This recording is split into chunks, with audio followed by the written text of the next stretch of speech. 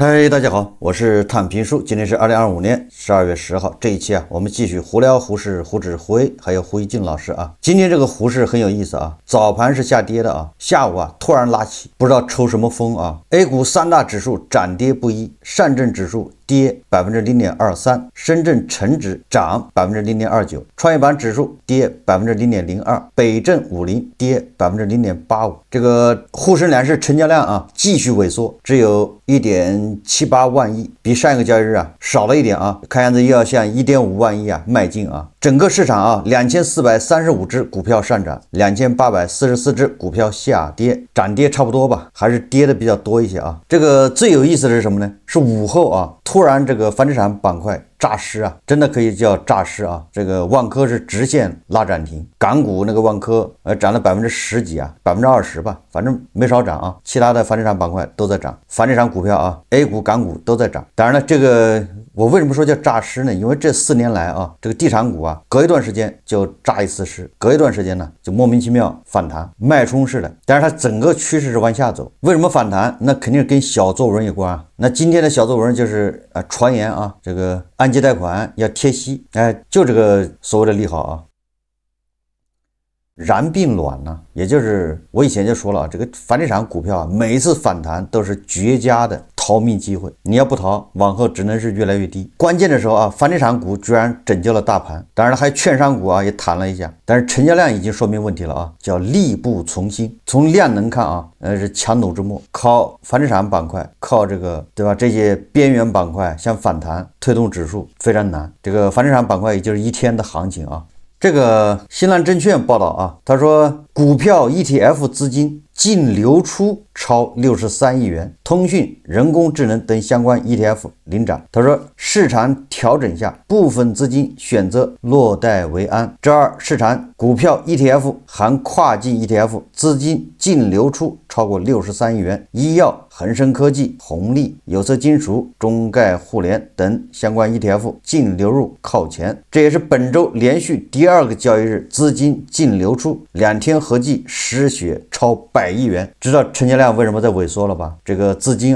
有序撤離，留下這些金融消費者在這個山頂在寒風中凌亂了。這個摩根大通和摩根士丹利繼續擂鼓助威繼續加油，繼續打雷這個東方財富報道說摩根大通中國股市在2026年有望上漲近20%。摩根大通首席中國股票策略師表示，預計隨着估值正常化以及遏制產能過剩的舉措提振關鍵行業的盈利能力，明晟中國指數將進一步反彈。到2026年底，明晟中國指數將上漲約18%，滬深300指數將上漲約12%。明晟香港指數在資本流動和房地產市場情緒最終復甦的支撐下，漲幅可達18%。好消息也就是明年反正有20%左右的漲幅這是摩根大通。那摩根士丹利呢？這個搜狐財經報道，摩根士丹利舉辦線下媒體圓桌分享會。摩根士丹利表示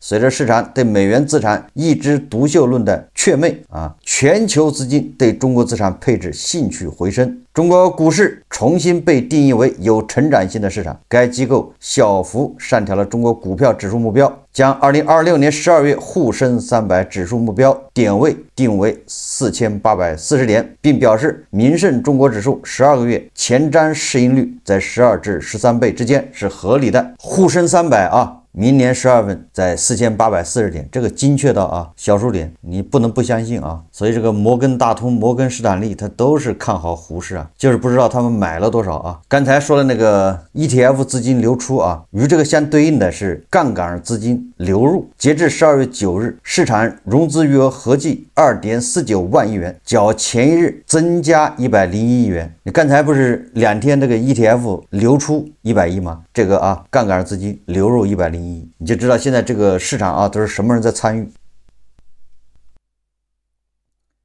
關於胡適現在對吧，離開了3000點，向這個4000點進軍，要站穩4000點。這個專家怎麼說的呢？這個證券專家劉繼鵬他一直建議國家把這個指數要搞到4000點以上，這樣對經濟有利但是現在這個4000點似乎上去了又下來了，对吧？站不穩，到底什麼原因呢？怎麼辦呢？我們看看劉繼鵬怎麼說的，大家看視頻我們怎麼才能夠穩住4000點？要解決哪些問題？當前的經濟下行、財政困難，這個問題是我們面臨的一個宏觀問題。怎麼扭轉？所以我提出要尊重資本、振興股市，是扭轉經濟下行的不二選擇。只要信心在，對中國的未來有希望，我想我們的資本市場起来，它就能從理論上。過去我們強調股市是晴雨表，經常是談它的事後反應。比如說，它是一個國家政治、經濟、社會問題的反應。我們在資本金融學理論裡邊也更多強調的是股市是晴雨表。但是今天我們能不能提出股市是拉動經濟的引擎呢？這個問題我們過去考慮的少，因為在過去很長的時間裡邊，我們連資本都不承認，哪來的資本金融啊？所以今天來看，如果我們的股市能起来，那麼必然就帶动我們的直接融資。可是直接融資来了，又產生分歧了。直接融不就擴容嗎？擴容一加大，股市還能起來嗎？所以到底從哪兒入手去分析它？我覺得核心問題還是我們要解決今天的股市監管制度問題，是今天這個論題的重中之重，不是在於經濟周期。當然经濟周期是有關係，但是我们一定要發揮資本市場，把它的基本功能開掘出來。美國的股市從金融危機的6000多點，今天是48000點，漲了8倍。你怎麼理解？它啟動的是民間投資，儘管國債38萬億了，但是支撐它7姐妹、7兄弟的錢都是公司高科技，也就是資本金融直接融資再給它提供資金。中國今天的信心從哪兒來？因此我提到尊重資本，要振興股市。畢竟我們在過去的半年裡，我們的資本市场漲了將近1000點，財富從87萬億增加到了109萬億。當然這幾天我們的股市回調了，這個回調就產生兩種分析。今天大家討論最多的是4000點到底是起點呀，還是這個頂點？現在很多人跑了，因為4000點再往上，你需要更多的資金來支撐。現在這個資金從哪兒來？我們監管部門的領導也一再談，我們有160萬億的儲蓄，可是儲蓄向股市不轉化，為什麼？因為長期以來，我們的資本市場就是牛短熊長。我們從08年那次6124點到現在是17年過去了，我們的股市不僅沒漲，還倒跌了3000點，這是資本市場上的一件很罕見的事兒。到底原因在哪兒？我們能不能找到這個原因？因為這個期間我們的經濟周期非常好的周期都經歷了。08年我們的經濟增長也是9.8呀，我們還是4萬億拉動，被全世界稱為沙漠中的綠洲，黑暗中的明燈。所以你怎麼解釋這個問題？經濟好的時候，第2年就跌到了1665點啊，從此一蹶不振啊。過去的10年3起3落都沒過4000點。15年那次股災到現在3起3落，這是等於是3起4落了。這4落能不能再站上4000點？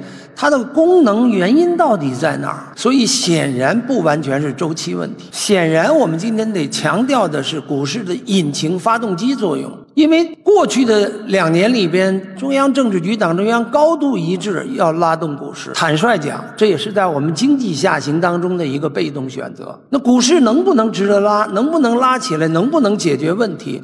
包括房地產的問題，有人說股市要起來能帶動房地產。當然我們的房市確實太高了，為什麼這麼高？那是跟我們的股市这麼低有關，大家的錢要找出路啊。所以今天面对人均 GDP 13500美金和160萬億的儲蓄，我們必須要給它找到出路，因為提高居民的財產性收入是中國再次繁榮10年、20年、30年的基本點。這是劉繼鵬在最近的一個論壇上說的。我在想啊，如果我們現在要從房地產這個行業變化中間汲取經驗教訓的話，我不知道大家會得出這個什麼經驗教訓。就是房地產從2000年開始吧，對吧？從房改也實際上從1990幾年開始啊。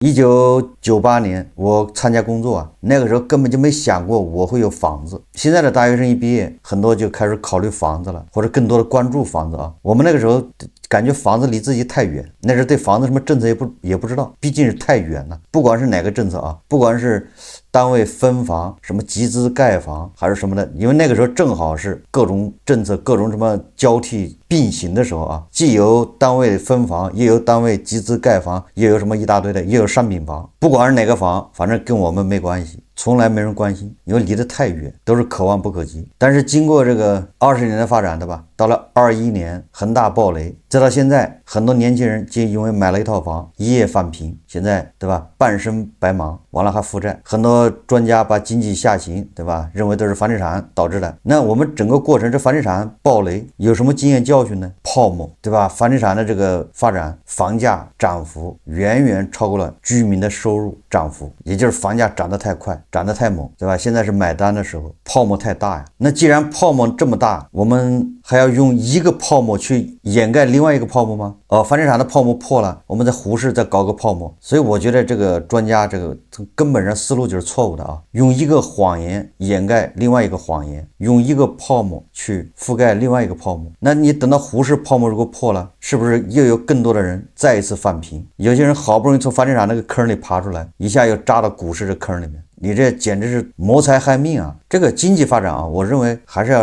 腳踏實地，對吧？房地產的泡沫已經成了，現在已經破了，沒有辦法，全社會都在買單，不是所有人都在買單啊！不要以為跟你沒關係，你沒有買房，實際上你也在買單，對吧？你就承受這個通縮嘛，你在承受這個失業，對吧？面臨要失業，面臨降薪，你面臨着工作不好找，實際上是全社會都在買單。那我們為什麼還要去股市搞個泡沫？到時候它萬一破裂，整個房地產市场高峰時期好像是650萬億啊，這個數字大家反正一聽就完了，具體多少咱也不知道。現在大概400多萬億，胡適現在130萬億，他吹泡沫也很快的啊。如果他也吹到500萬億，到時候咣當掉到100萬億或者80萬億，又得死多少人呢？就是這些專家為什麼膽這麼大呢？你房地產，咱們現在說在沙灘上建高樓，地基不牢嗎？所以現在要軟着陸啊。你還搞個股市，也是沙灘上建高樓，你蓋個1層2層就算了，你要蓋100層摩天大樓，你要死多少人呢？對吧？為什麼就不能腳踏實地的從這個分配上，對吧？公平公正這一塊多下功夫，怎麼樣激活大家的這個積極性啊，讓大家對未來真正的充滿信心。你掙10塊，自己能花7塊，大家都有信心，對吧？你現在掙10塊，自己只能花3塊，還有7塊不知道去哪兒了，沒錢呢。至於這個股市啊，咱們老說這個美的，對吧？資本市場和咱們的資本市場有什麼區別？我們再看一段視頻，大家看視頻啊。中國資本市場跟美国資本市场是截然不同。美国資本市场現在不是一個融資市場，因為大多數優秀公司是積極分紅，以及用更大的力度來進行回購股票，所以美國資本市場已經變成了一個純粹的回報股東的投資市場。而中國資本市場現在仍然依賴於股市，為優秀的企業、有意思的企業、國家支持的企業，或者有些你想不通但市場某些人喜歡的企業提供融資的地方。舉個例子，先正達，中國央企下面在歐洲併購的全球最大的質保企業，或者我們叫做我們可以叫轉基因企業，那還沒上市呢，原來準備在科創板上市融500多億，後來沒敢融，怕把科創板砸塌了。你以為它將來不會融嗎？等科創板再往上漲1倍，你看它融不融？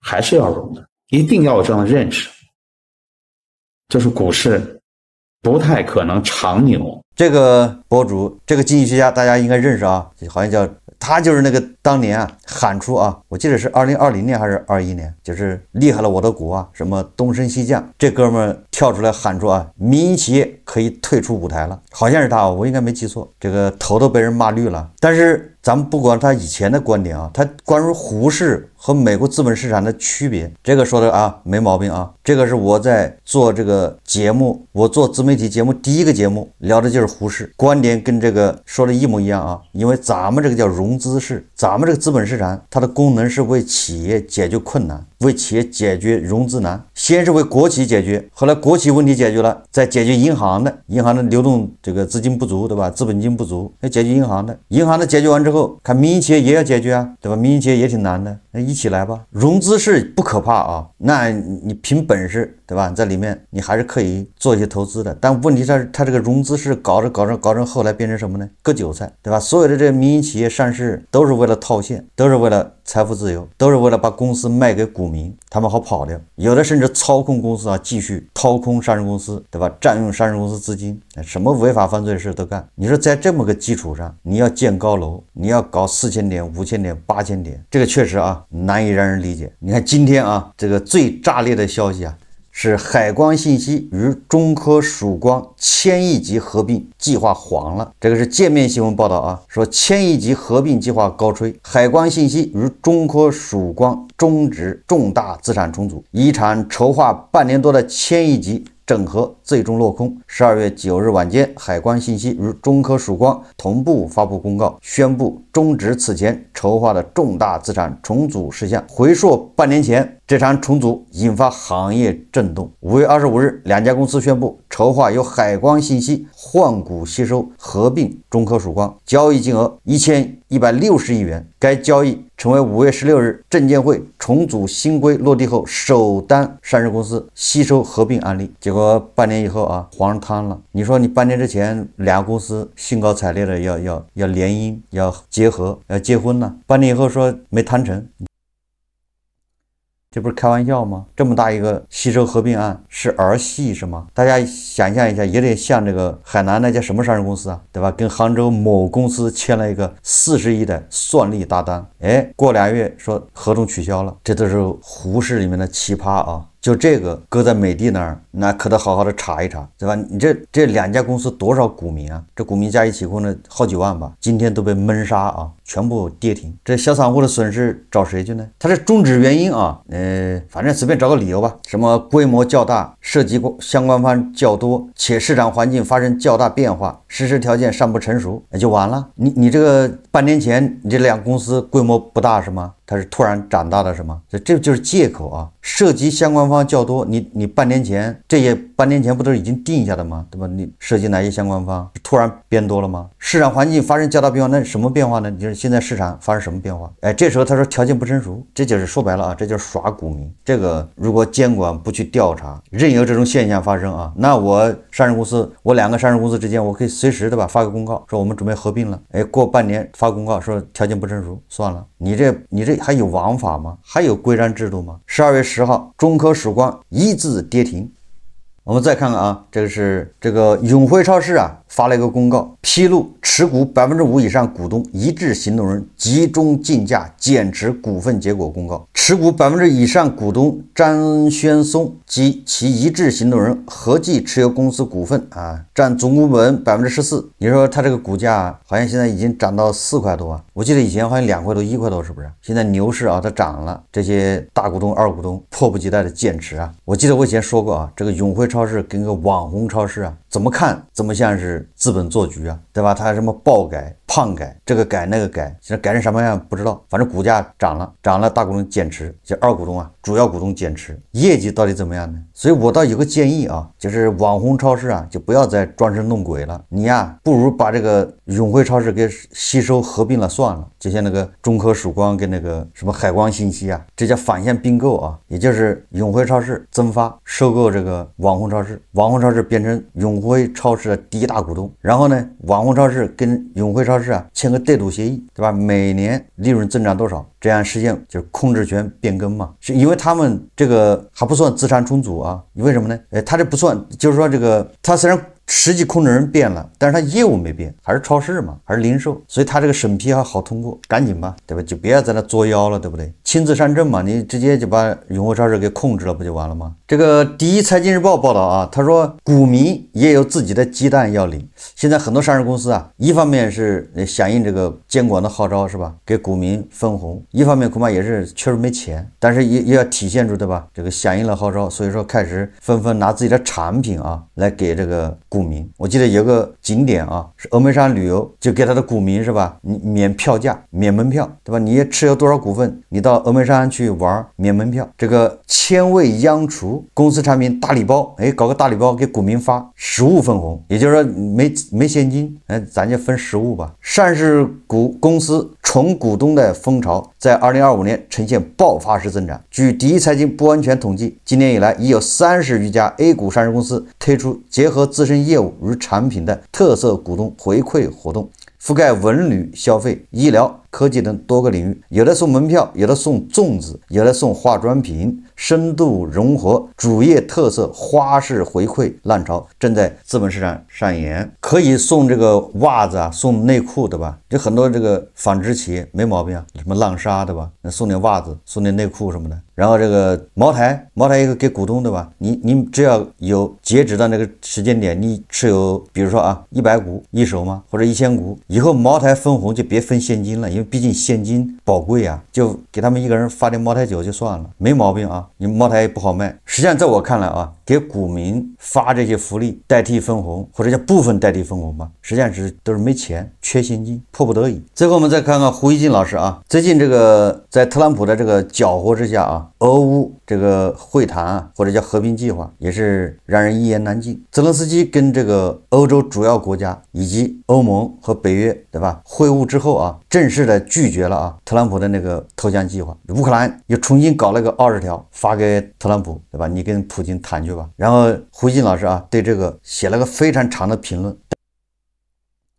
但是他好像不像通常的啊，動不動寫老胡認為，老胡覺得他沒有，他全是轉述啊。胡一金老師說啊，他說現在談判形勢、軍事形勢以及戰略形勢都對俄羅斯更加有利。特朗普的怒氣主要針對烏克蘭，如果他恢復上月推出28點和平計劃時對烏克蘭的最後通牒強硬態度，並且兌現切斷對烏克蘭的軍事援助和情報共享，那對烏克蘭的戰爭能力將是非常沉重的打擊。如果沒有了美國的武器補充，尤其是防空導彈、海馬斯火箭彈等，烏克蘭前線將很快陷入彈藥饑荒。而一旦馬斯克對烏克蘭關閉星鏈，烏軍的戰場感知能力將失去一項根本支撐，很大程度上變成瞎子。歐洲目前既沒有足夠的防空系統，也沒有能力在短時間內大規模提供重型武器，他們正為多年來低軍費和軍工產能不足付出代價。除非特朗普重新將施壓的矛頭徹底並持久轉向俄羅斯，戰爭的形勢很難出現朝有利於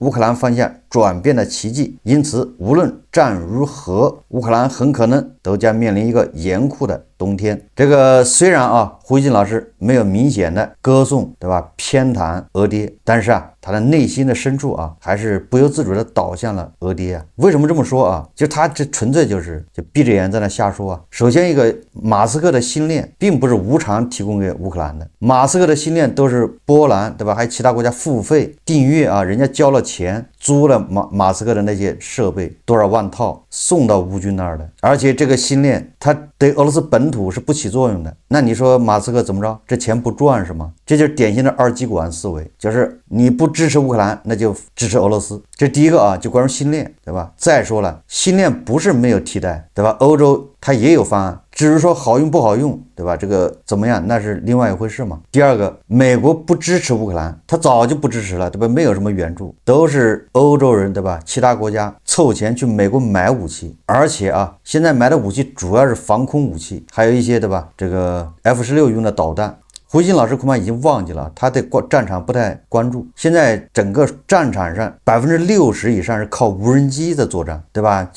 就是那些導彈都是用來打擊對方的這個煉油設施、基礎設施的。所以烏克蘭它需要防空導彈，對吧？它更需要這個防空的導彈，防俄羅斯用導彈打它的基礎設施。而這些，對吧？歐洲都在迎頭趕上，不是光一個挨個者，對吧？歐洲有很多這種什麼自願防空一大堆的，對吧？各種系統現在都無腦都在上。咱們不能說啊，說美國對烏克蘭一點用處都沒有，不能這麼說啊。那肯定是你要幫助烏克蘭，給烏克蘭提供更多的武器，那肯定更好啊。自從特朗普上台以後啊，實際上他已經，對吧？釜底抽薪了，只不過是歐洲和烏克蘭不好跟美國直接翻臉，對吧？所以說這關係還要維持啊。然後最重要的一點是，時間是在烏克蘭這邊。這個胡锡進老師看不見的。特朗普再牛，他也只能幹3年了，這第一个啊。第二个，就這3年，特朗普恐怕也不能随心所欲了。特朗普现在的国内内政外交也是一头包啊，国内的共和党现在越来越跟这个特朗普是渐行渐遠，對吧？很多共和黨已經倒戈了，對吧？現在開始反過來指責特朗普，也就是這3年裡面，特朗普恐怕以後也不能隨心所欲。那個美國國會有議員直接